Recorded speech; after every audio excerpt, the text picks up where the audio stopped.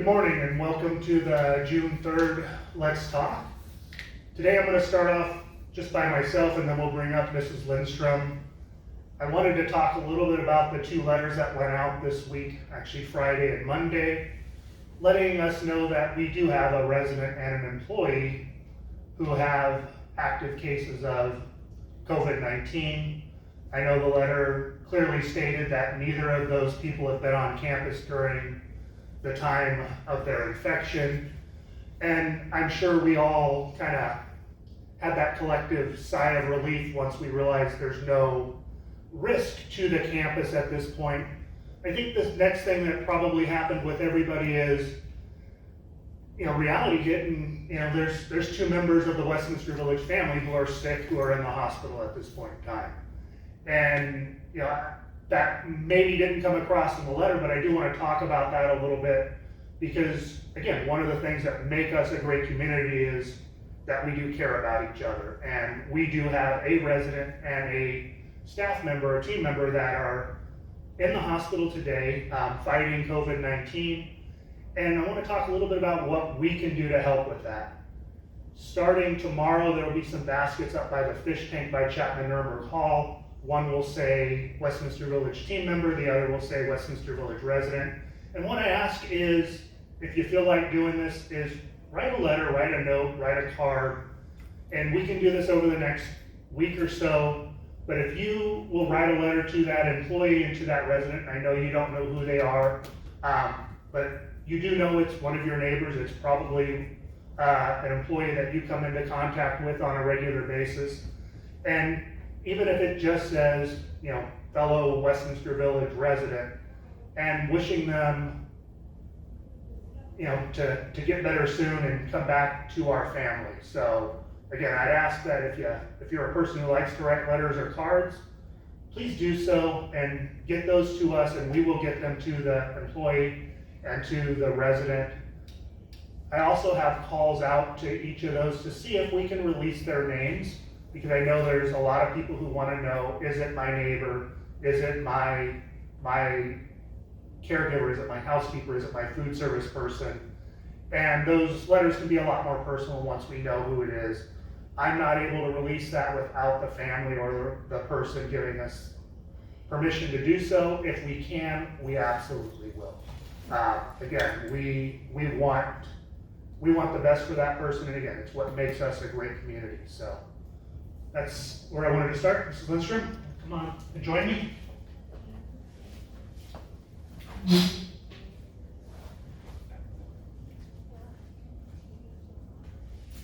I didn't turn yours on, sorry. Testing. Yep. There we go. Good. All right. Good afternoon. Can you hear that, Tom? I can't. Not really.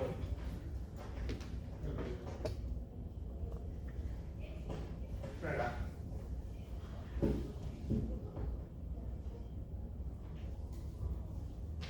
Is this any better? That's better. Okay. All I said was good afternoon. I checked the clock. Oh, You said good morning. my clock's on Hawaiian time. I'm on vacation right now. Okay.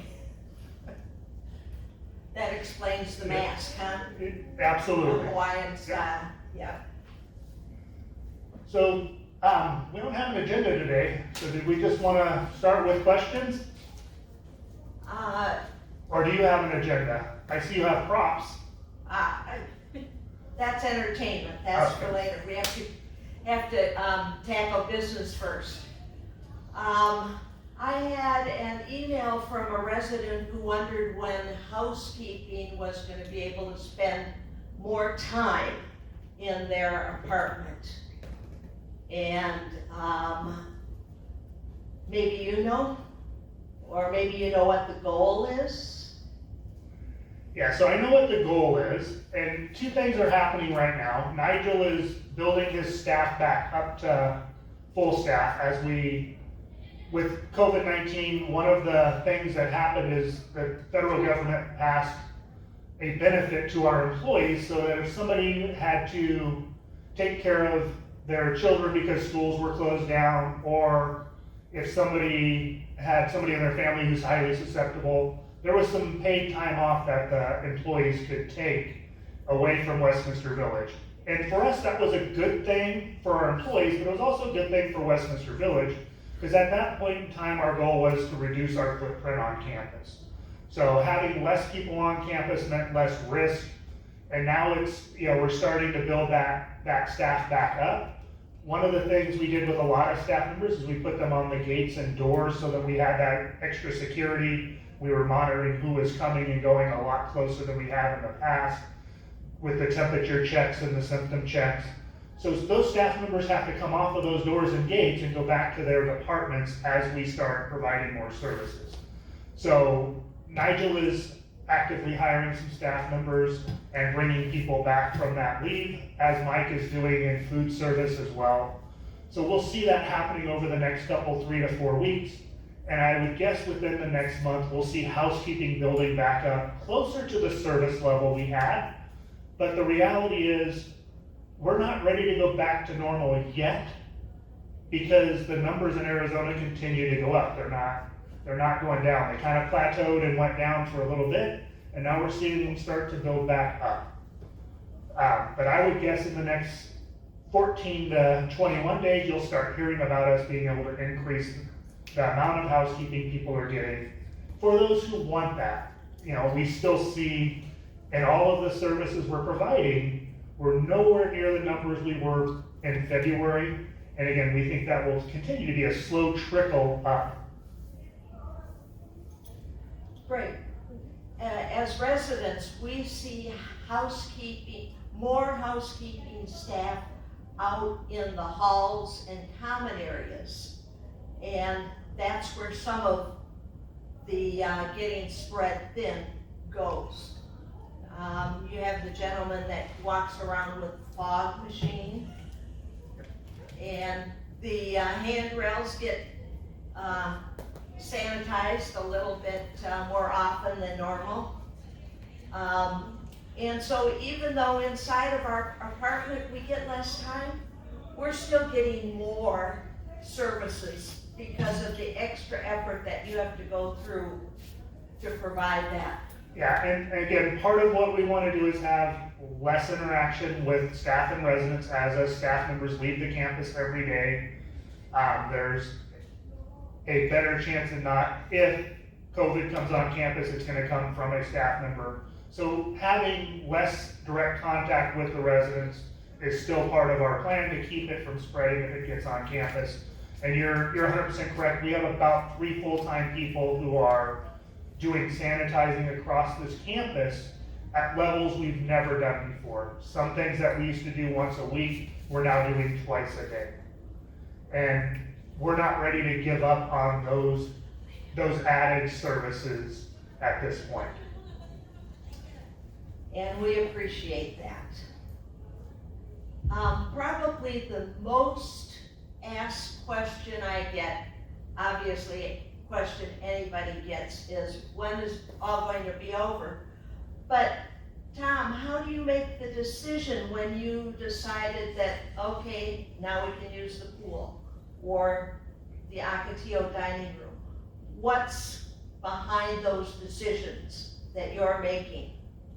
Yeah. So I ask myself the same question every day: when is this all going to be over? And unfortunately, I don't know the answer. I don't think there's anybody who knows that answer yet. I joke, and I don't think my team likes this joke, but I always say we got 2 more weeks, 2 more really, really hard weeks. And I'm going to continue to say that because that's about as much as I can bite off at a time right now, is 2 weeks at a time. So I know we have at least 2 more weeks of this. And I'm going to keep saying that until I can say, I think we're done. Now, how do we make those decisions? We have a great team.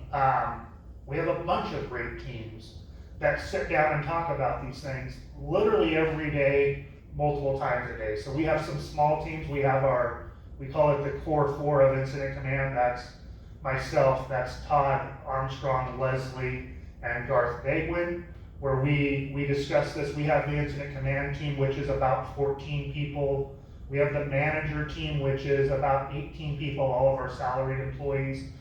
We have some task forces that include residents. We're on webinars with the city, the county, the state, and the federal government. And we take all of that information in.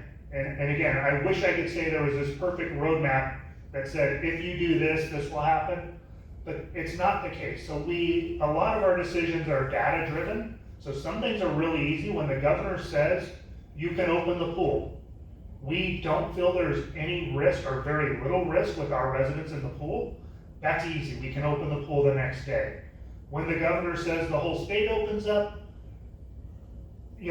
we don't believe that the data shows that that's the case for our demographics here at Westminster Village. Now again, ultimately I have to make that decision. And then ultimately you all make that decision. We've opened the pool, but not everybody goes to the pool. We've opened Ocotillo, but not everybody's ready to go to Ocotillo. So there is some personal responsibility there, and individuals have to make their decisions. The governor's opened restaurants, but I haven't been in a restaurant since they opened restaurants. The governor has said, go back to kind of doing what you want to do.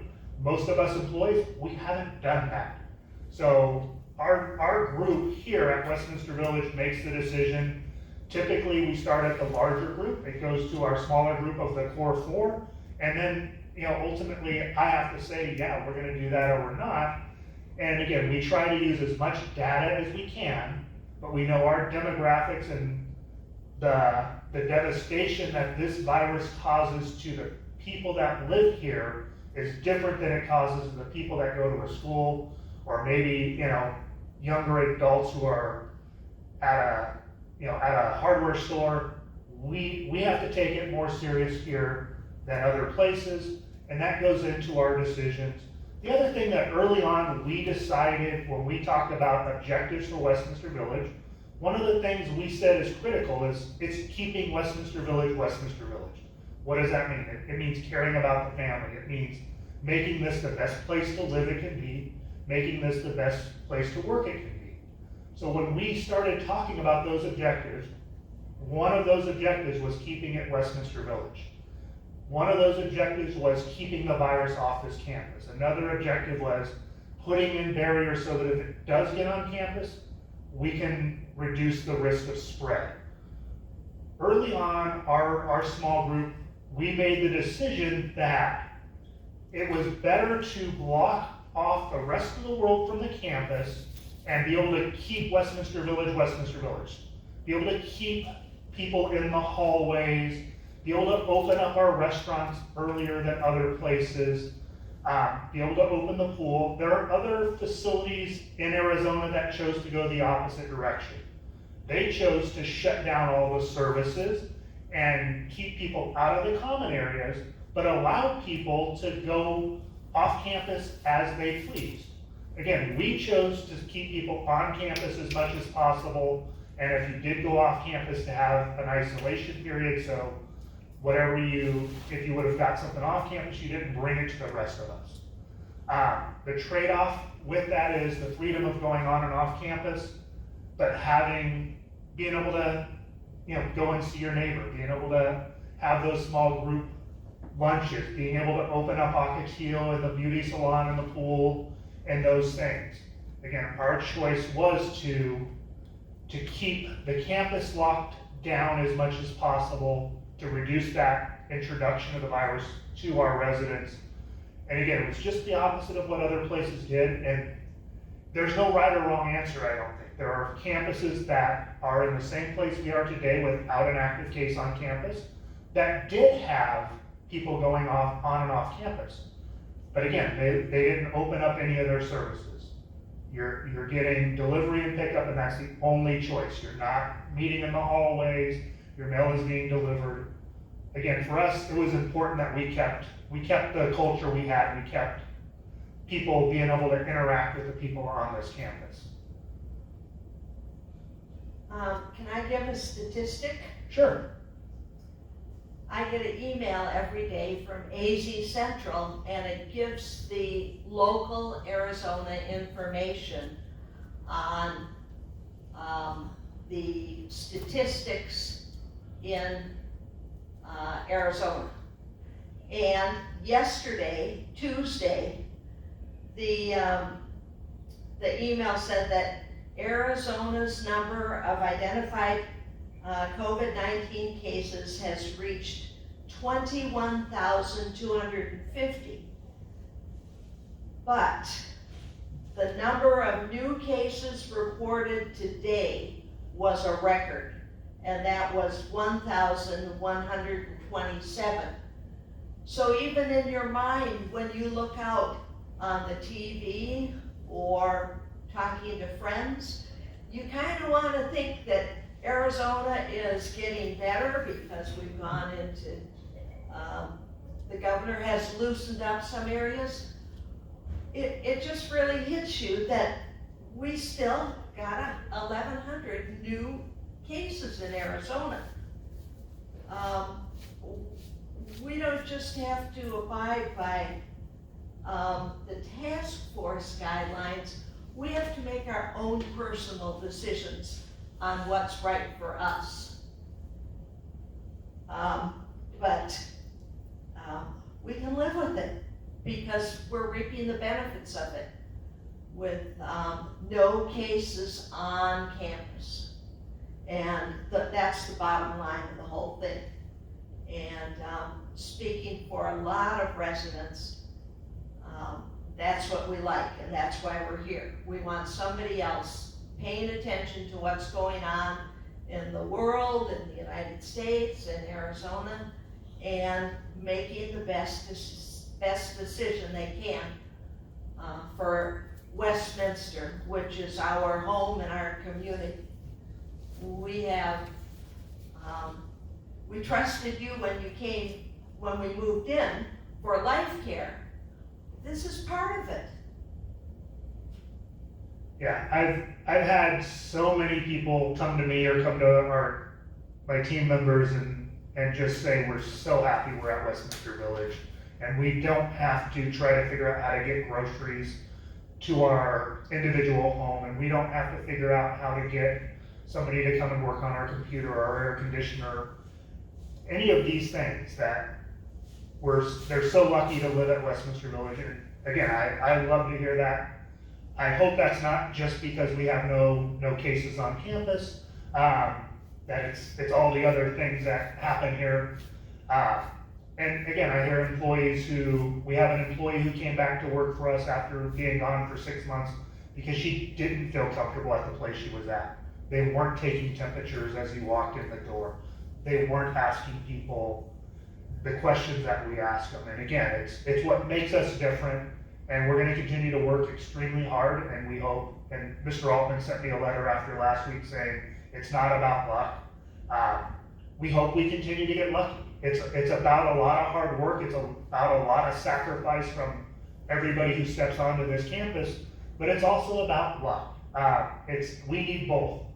There is no, you can do everything right and still get COVID-19. It happens. We want to continue to get lucky, and we want to continue to work hard and hopefully continue to reap those benefits of having a healthy environment for people to work and live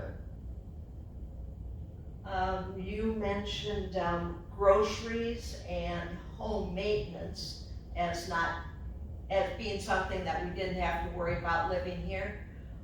But another real big one is that Westminster will take us to a doctor appointment and ensure the best possible situation on waiting for the appointment time to come. And then if you need it, you can get someone to get your prescriptions, or they can help you get set up with a pharmacy that delivers to Westminster. And going to the doctor is probably the main reason that people leave campus. And you've gone an extra step in that process by taking people and taking as good care of us off campus as on. Yeah. Megan and Madge, their teams, the concierge team and home health, have done an incredible job of stepping up to providing services that were put in place almost immediately, obviously food service as well. Some of those things were on our strategic plan to put in place in 2020 and 2021. We got them in place immediately. Those teams did an incredible job. And again, those are things I think will never go away. They'll always be a part of the services we provide. Mike mentioned today at our department head team meeting that we've now done 1,070 grocery deliveries. Amazing. 1,070 people who didn't have to go to the store.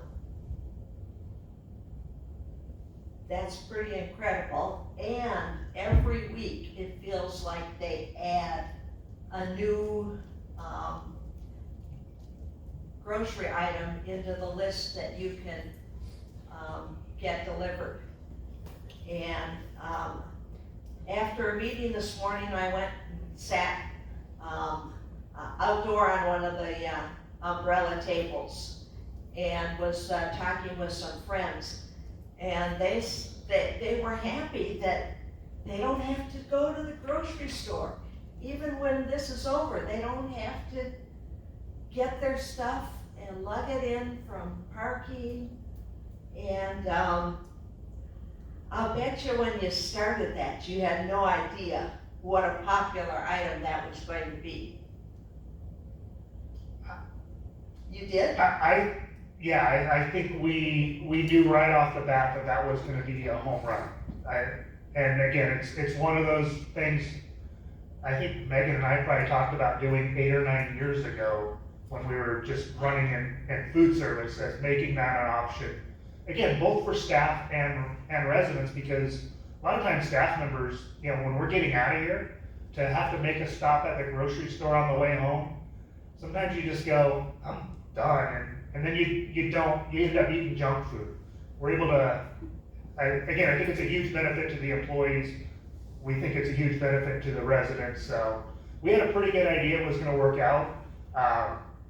I thought it was going to be more of a struggle, but food service just did an amazing job of putting it together and, like you said, continuing to increase the number of items. There were, arguments we had because there's always weighing the risk, right? Well, we can't provide steak and hamburger and chicken. There's too much risk with that. And one of the things we said is, well, there's always risk, right, with sending raw meat to somebody's house. But there's a lot greater risk of having somebody go to the grocery store right now.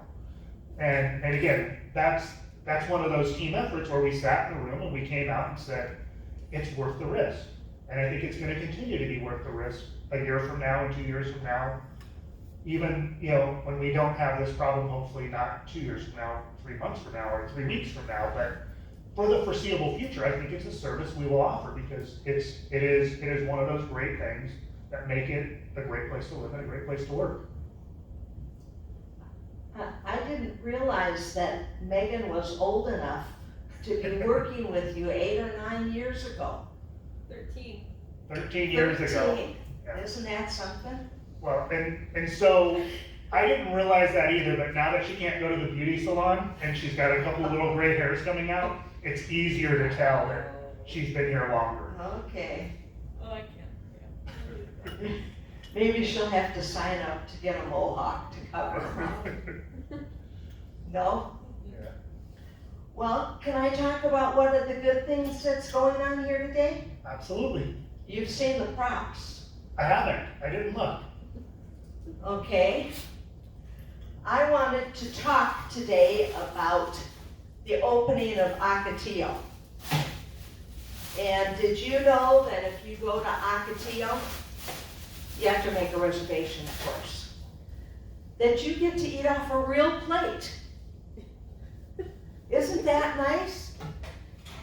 And you get an upgrade in your silverware package. It's still plastic, disposable, but it's really an upgrade from the sporks that are handed out. They have containers for soup. Now, it's not really easy to eat the soup out with plastic soup spoon, but maybe you can cheat a little bit. And they put ice cream in a dish this size. Bigger than the Garden That's a Cafe. lot of ice cream. That's a lot of ice cream. And before you eat, they put a placemat down, and if you bring your own crayons, you can draw on it. What else do I have in here? Oh, it's over here. You know what else happens in Ocotillo that doesn't happen anywhere else provided by Westminster? You can have, let's see, that shows up better on the screen. You can have wine with your dinner if you're eating in Ocotillo. So for those of you that would be a plus for, there's that option. I have to find my note, make sure I'm covering everything. Oh, I've eaten in Ocotillo 3 or 4 times since it's opened up. And it was a time to connect with people that I used to eat with before, but when everybody was kind of eating in their own apartments, it wasn't that easy to do. But I've been able to eat with friends again and have a pleasant conversation. And then I ran into somebody in my hallway that I didn't know. It was a resident who moved in right at the beginning of the virus. And she was a little bit lost about, yes, she has an ambassador and they were working with her. But she really hadn't been to Ocotillo to eat in. And we had dinner there, and I got to know a new resident who kind of get lost in the shuffle because you can't see somebody's face when you're wearing your mask. And it was really just a good opportunity to sit and eat with somebody that you didn't know. And then the biggest plus about eating at Ocotillo is if you were eating your meal at home, your wastebasket would start out like this. But by the time you were done with dinner,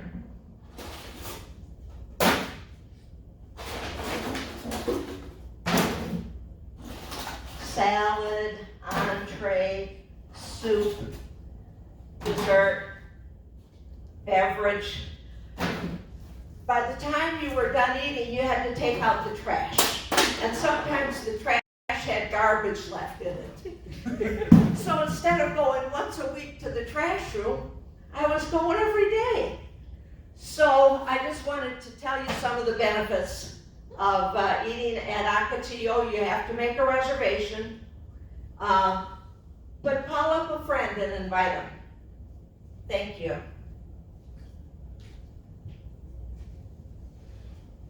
So we don't have any of those things in my meeting, except for the wine. There's a lot of wine that happens in my meetings. Right, so, and again, we do, you know, it's your choice to go to Ocotillo, it's your choice to go to the common areas. And again, we continue to work hard to keep Westminster Village safe so we can keep those destinations and amenities open. And again, it's personal choice. If you want to go, if you feel safer to eat in your apartment, you can do either of those.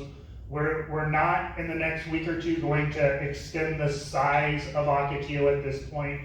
We're going to continue to kind of hold at the size we're at.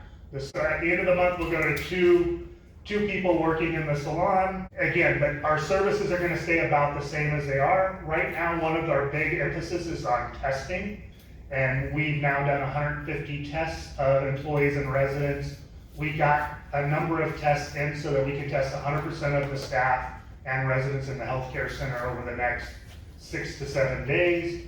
And we should see those numbers going up. We also have made a deal with another company for testing. So we'll be increasing the testing. And again, that's one of those things that we're going to be able to utilize to offset that 14-day isolation period and help bring that down to the 8 we've been talking about, so that we can, again, have safe travel between the services and the amenities we have here at Westminster Village and work hard to keep everybody safe. So, my sister is off campus for a while, and if anybody wants to eat an ocotillo, I'm available. Thanks. All right, and just, you mentioned your sister's off campus. We have a number of residents who have chose to go spend some time with family. And most of those people have come to me and said, can we do this? And the answer is absolutely, you can do that. You have the option. Again, we won't tell anybody you can't leave the campus. There are some hoops you gotta jump through when you come back on campus, but it's absolutely worth it in many cases. So if you have a doctor's appointment and you're gonna be on isolation for 2 weeks and you decide, hey, I wanna go spend the week with my kids, my grandkids, that's absolutely an option for you. And in some cases, that's the best thing you can do. Again, it's important that we're talking with each other and having that socialization. It's also important that people are able to see their kids, their grandkids, their great-grandkids, maybe their great-great-grandkids. That is absolutely, we're not ready to have them on campus yet, but that doesn't mean you can't have a stay with that family member. Again, you will have that 2-week isolation when you get back to make sure you're not bringing anything on campus to spread to the rest of the campus. But again, that's a personal choice that people have to make.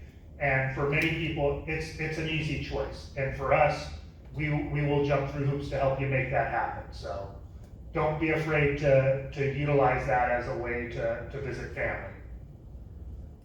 Anything else? I don't think so. Well, thank you, and have a great rest of your morning. Or afternoon. Or afternoon. I suppose it depends on the time that you get up. I mean, if it's within 6 hours of when you get up, then it's still morning. Well, it's within 6 hours of my first nap. Yeah. All right, well, thank you all.